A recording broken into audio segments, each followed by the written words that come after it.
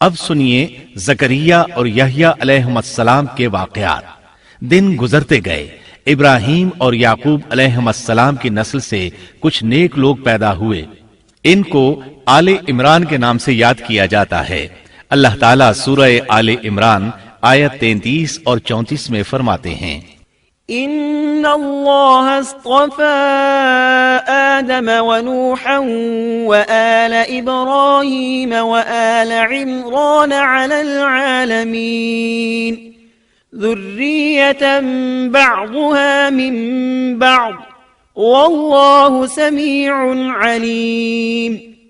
بے شک اللہ تعالیٰ نے تمام جہان کے لوگوں میں سے آدم کو اور نوح کو اور ابراہیم کے خاندان اور عمران کے خاندان کو چن لیا کہ یہ سب آپس میں ایک دوسرے کی نسل سے ہیں، اور اللہ تعالیٰ سنتا جانتا ہے۔ جس عمران کا ذکر قرآن مجید نے کیا ہے یہ داؤد علیہ السلام کی اولاد سے ہیں۔ زکریا علیہ السلام کی بیوی، یحییٰ علیہ السلام کی والدہ عیشا اور مریم علیہ السلام کی والدہ حنا دونوں حقیقی بہنیں تھیں، اور زکریا علیہ السلام رشتے میں مریم علیہ السلام کے خالو تھے۔ اس طرح یحییٰ علیہ السلام اور مریم علیہ السلام آپس میں خالہ زاد ہیں۔ اللہ تعالیٰ نے اس دور کے کئی واقعات کی طرف اشارہ کیا ہے۔ سب سے پہلا تذکرہ مریم علیہ السلام کی پیدائش کا ہوا ہے۔ یہ واقعہ دمشق میں ہوا۔ زکریا بن دان سلیمان علیہ السلام کی اولاد میں سے تھے۔ دمشق میں زندگی گزار رہے تھے۔ عمر 100 سال سے زیادہ ہو چکی تھی۔ اس قصے کی ابتدا قرآن مجید نے عمران کی بیوی سے کی ہے۔ وہ مریم علیہ السلام کی ماں اور عیسیٰ ابن مریم کی نانی ہیں۔ عمران کی بیوی کے ہاں عرصہ دراز سے کوئی اولاد پیدا نہ ہوئی تھی۔ ایک دن انہوں نے ایک چڑیا کو دیکھا، وہ اپنے بچوں کو خوراک کھلا رہی تھی۔ یہ دیکھ کر انہیں شدت سے اولاد کی خواہش محسوس ہوئی۔ انہوں نے اللہ سے دعا کی، اللہ نے ان کی دعا کو قبول فرمایا۔ چنانچہ جب بچے کی ولادت کا وقت قریب آیا تو انہوں نے ایک نذر مانی۔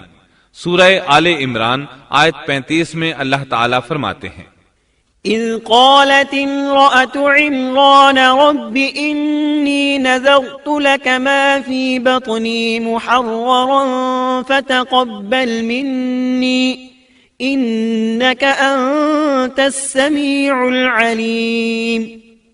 جب عمران کی بیوی نے کہا، اے میرے رب، میرے پیٹ میں جو کچھ ہے اسے میں نے تیرے نام آزاد کرنے کی نذر مانی ہے، تو میری طرف سے قبول فرما، یقیناً تو خوب سننے والا اور پوری طرح جاننے والا ہے۔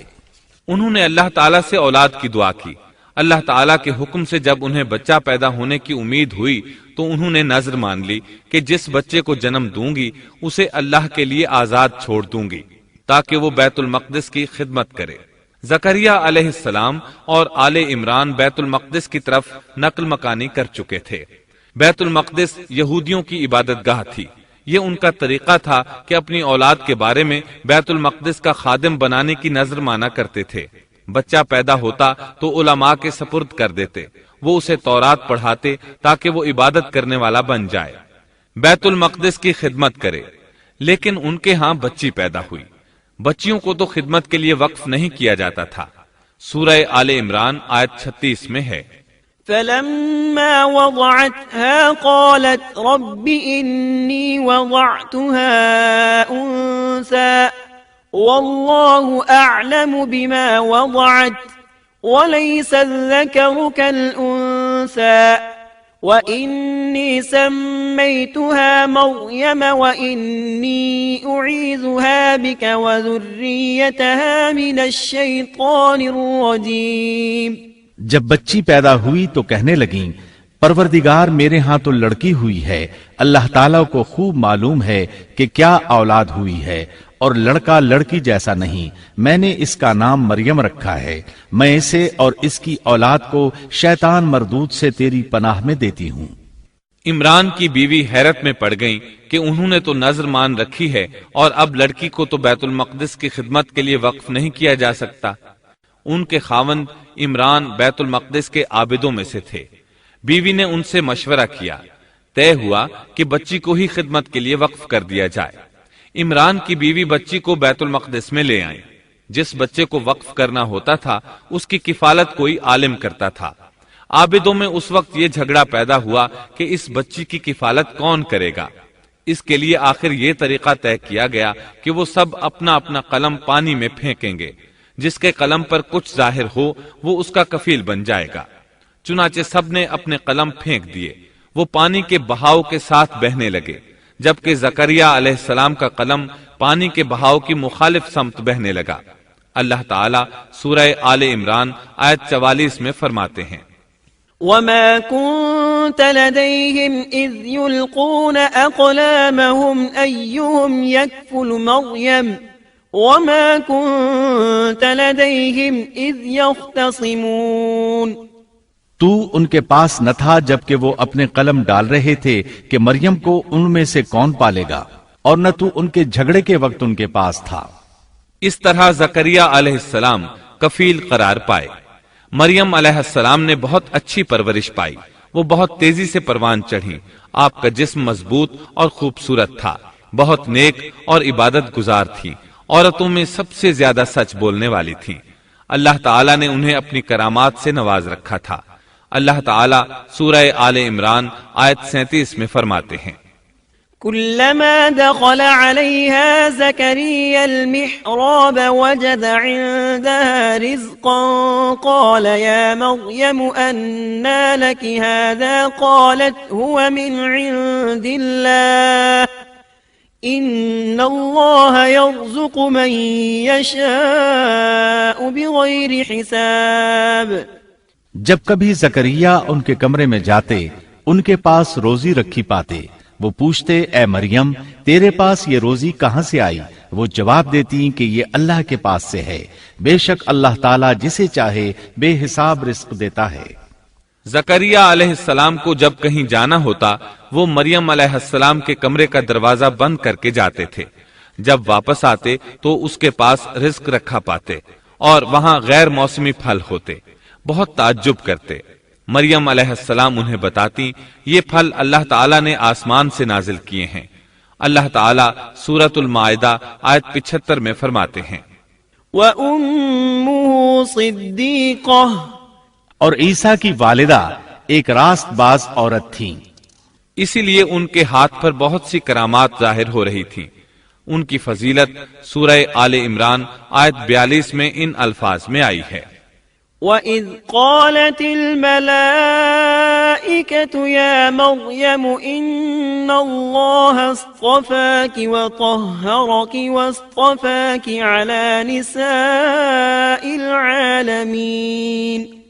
اور جب فرشتوں نے کہا اے مریم اللہ تعالیٰ نے تجھے برگزیدہ کر لیا اور تجھے پاک کر دیا اور سارے جہان کی عورتوں میں سے تیرا انتخاب کر لیا۔ سورۃ المائدہ آیت 75 میں ہے، ما المسيح ابن مريم إلا رسول قد خلت من قبله الرسل وأمه صديقة۔ مسیح ابن مریم پیغمبر ہونے کے سوا اور کچھ بھی نہیں، اس سے پہلے بھی بہت سے پیغمبر ہو چکے ہیں، اس کی والدہ ایک راست باز عورت تھی۔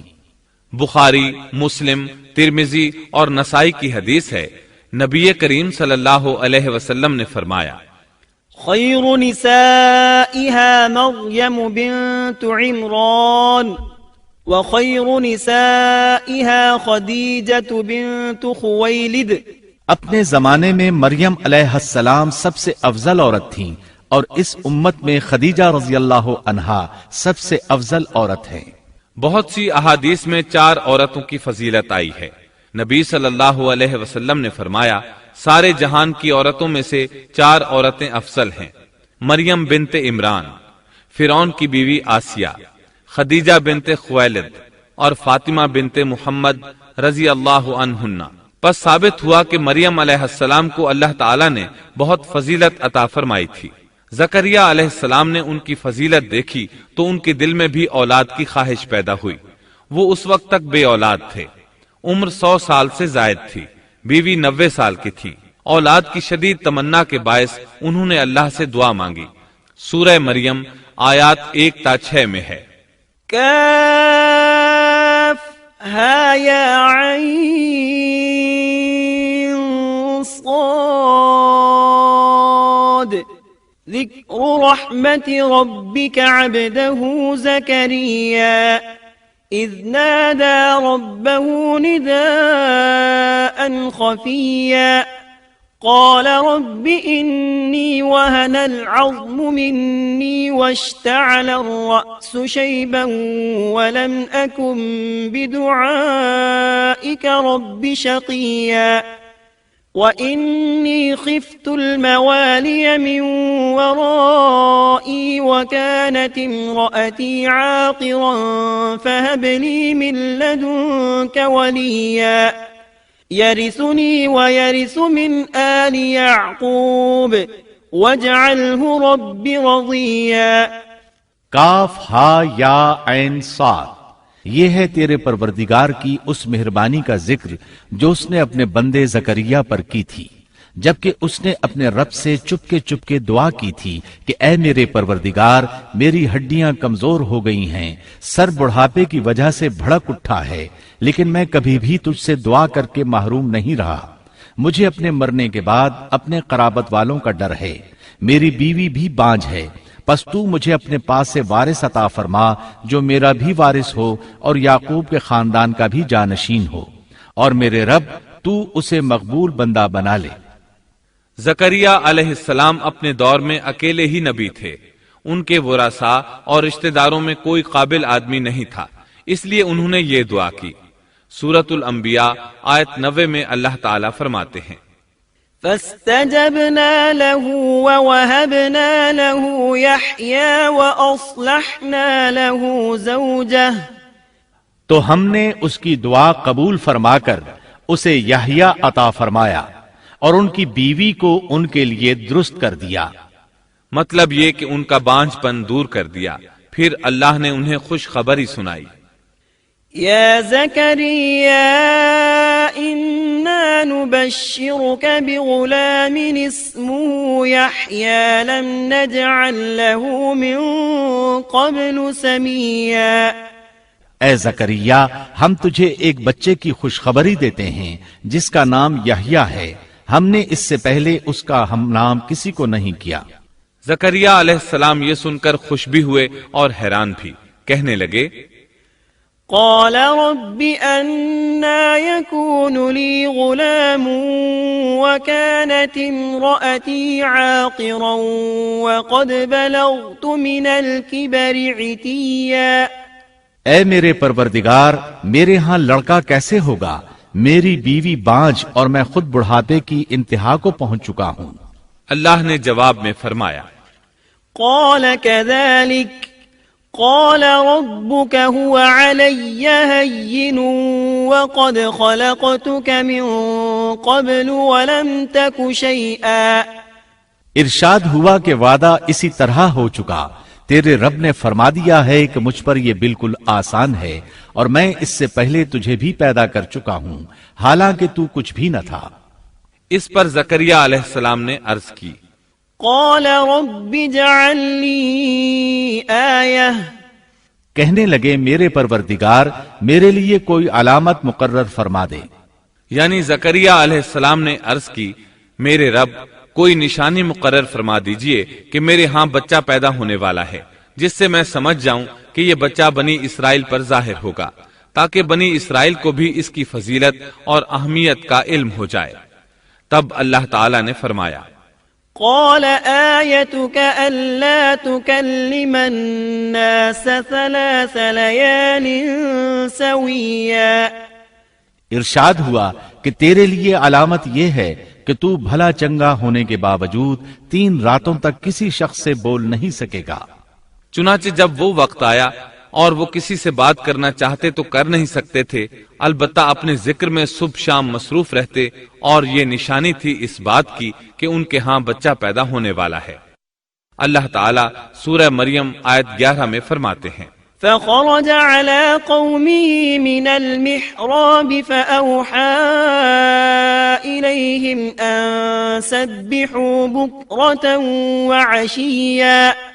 اب زکریا اپنے حجرے سے نکل کر اپنی قوم کے پاس آ کر انہیں اشارہ کرتے ہیں کہ تم صبح و شام اللہ کی تسبیح بیان کرو۔ اللہ تعالیٰ سورہ آل عمران آیت 39 میں فرماتے ہیں فنادته الملائكة وهو قائم يصلي في المحراب أن الله يبشرك بيحيى مصدقا بكلمة من الله وسيدا وحصورا ونبيا من الصالحين.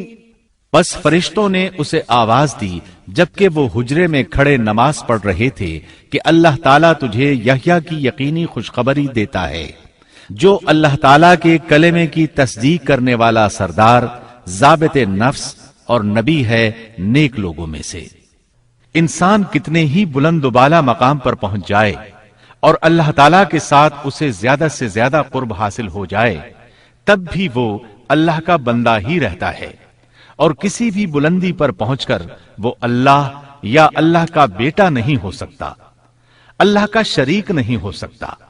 اللہ جل شانہ کی ذات پاک وحدہ لا شریک ہے اور باپ بیٹے کی نسبتوں سے پاک ہے. لہذا انسان کی سب سے بڑی گمراہی یہ ہے کہ وہ جب کسی برگزیدہ انسان سے ایسے امور صادر ہوتے دیکھتا ہے جو عقل میں نہیں آتے تو رعب یا عقیدت کی بنا پر پکار اٹھتا ہے کہ یہ ہستی تو خود اللہ ہے جو انسانی شکل میں آئی ہے، یا اس کا بیٹا ہے، یا اللہ تعالیٰ کی شریک ہے. وہ یہ نہیں سوچتا کہ بلا شبہ ان واقعات کا جاری ہونا اللہ کی طاقت کے ذریعے ہے جو بطور نشان اس برگزیدہ انسان کے ہاتھوں جاری ہوئے. اس کے باوجود یہ نہ اللہ ہے نہ اللہ کا بیٹا بلکہ اس کا ایک پسندیدہ بندہ ہے، اور یہ امور اللہ تعالیٰ کے خاص قوانین کے تحت صرف اس کی تائید اور اس کی صداقت کے لیے ظاہر ہوتے ہیں، ورنہ وہ بھی اللہ تعالیٰ کے آگے اسی طرح مجبور ہے جس طرح دوسری مخلوق.